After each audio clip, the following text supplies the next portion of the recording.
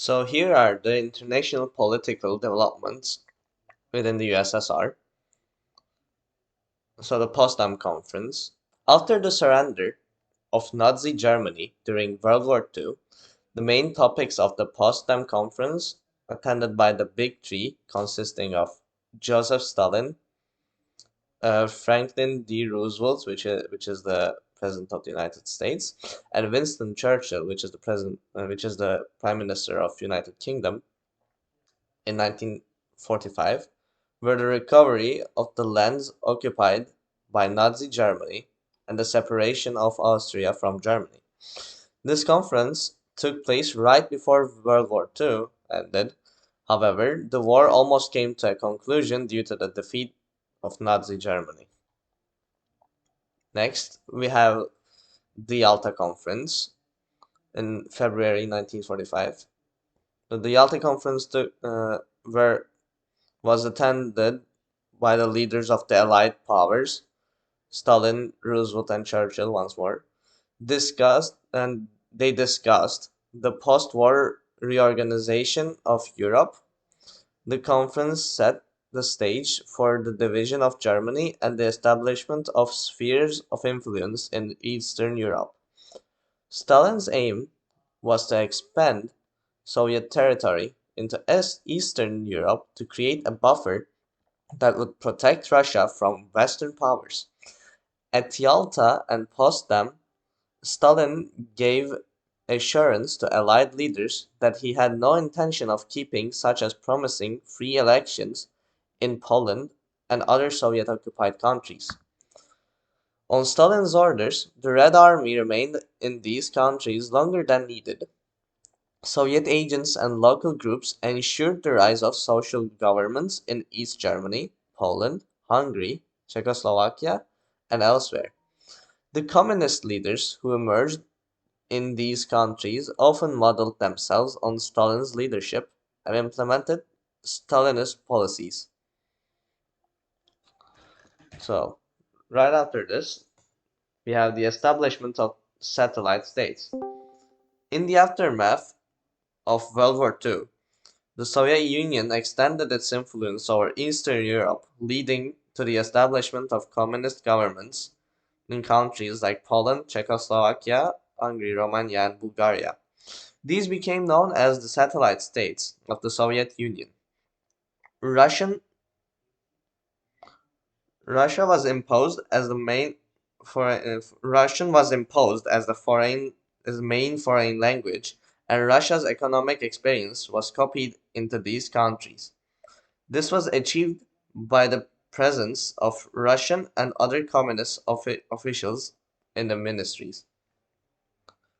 I'm going through this. We have like a map here of the former USSR and the former satellite states, as you can see, and some socialist states that the USSR had power up on. Next we got, and after this, the Cold War started, with Stalin's foreign policy becoming particularly belligerent in 1947 and 48. He refused. Oh, sorry. Okay, all right. So the ideological differences between the Western powers and the Soviet Union escalated into the Cold War. The Iron Curtain descended across Europe, dividing the continent into Western and Eastern blocs. The Truman Doctrine in 1947 and the Marshall Plan in 1948 were key elements of the US policy to contain the spread of communism. American Secretary of State George Marshall's Marshall Plan was announced in a speech he gave at Harvard University on June 5, 1947. Accordingly, European countries should first of all engage in economic cooperation amongst themselves and complete each other's deficiencies. When a gap arises as a result of this general cooperation, America should help to close this gap. For this, they should first make a cooperation program. Principle has been adopted. It was put into between 1948 and 1951. It is an economic aid package originating from the USA with anti-communist goals. 16 countries have received economic development assistance from the United States under his plan. However, in response to the Marshall Plan, the USSR would develop its own economic plan, known as the Molotov Plan. Although large amounts of resources from Eastern Bloc countries were paid to the USSR as compensation for joining the Axis powers during the war. Next, we had the Berlin Blockade and Airlift, 1948-49. Stalin's desire to confront the West culminated in the Soviet blockade of West Berlin, June 1948, May 1949, which is considered the first major conflict of the Cold War.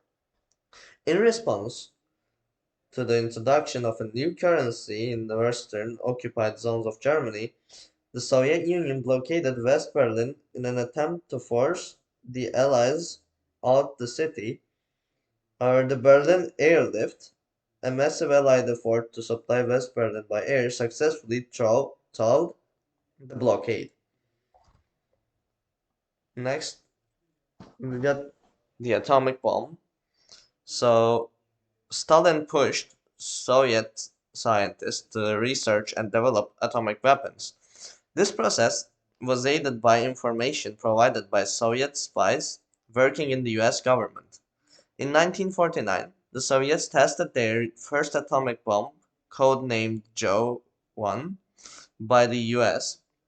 For Stalin, after Los Alamos scientist Klaus Fuchs sold them the designs. Stalin's foreign policy became less confrontational with the establishment of NATO in 1949 and the first successful Soviet nuclear test in August. And I got a video for that actually. Here it is.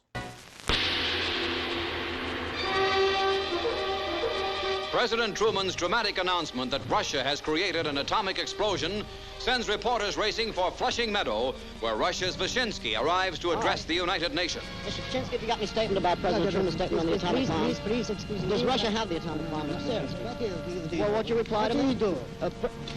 The Russian foreign minister maintains his silence about Russia's atomic progress in his address. He accuses the West of planning atomic war and urges the outlawing of atomic weapons. But he makes no reference to Russian agreement on international inspection, keystone to control. Secretary of State Acheson says of America's stand, In connection with the President's statement that there has been an atomic explosion in the Soviet Union, I wish to emphasize that from the very beginning of the development of atomic energy, this nation has been determined to do everything in its power to proceed toward a truly effective international system of control. It would be deluding ourselves to get something on paper that was not really effective. The President's statement underlines the importance of having an effective method of control.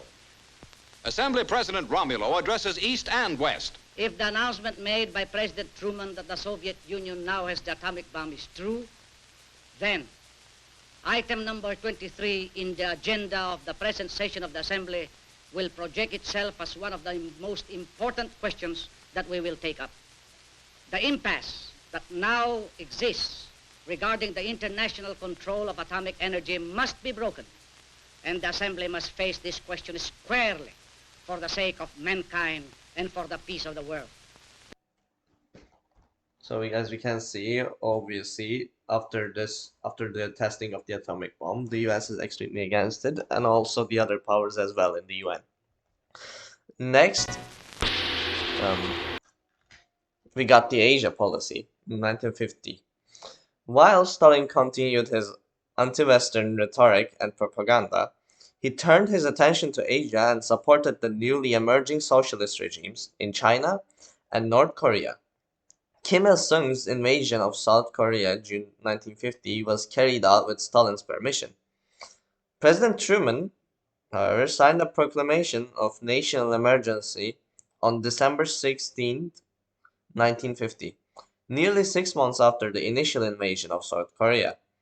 The proclamation granted him additional power to support the Korean War effort, and the Soviet Union boycotted the UN. There you go, and there's like a map, a timeline of the Korean War basically. First, North Korea attacks South Korea, passes the 38th meridian, and after that, in November 25, South Korea attacks back and pushes North Korea to the Chinese borders.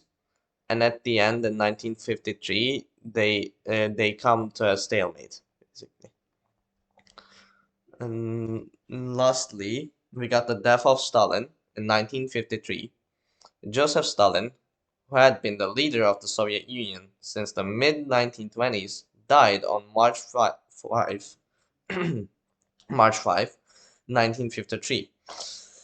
His death marked the end of an era and set the stage for a power struggle among his successors. And after Stalin's death, there was a brief period known as the Khrushchev thaw, during which his successor, Nikita Khrushchev, initiated some liberalization measures, and this included the denunciation of some of Stalin's policies and the release of political prisoners. Overall, the political landscape of the Soviet Union during this period was shaped by the aftermath of World War II, the emerging Cold War, and the internal dynamics within the Soviet leadership.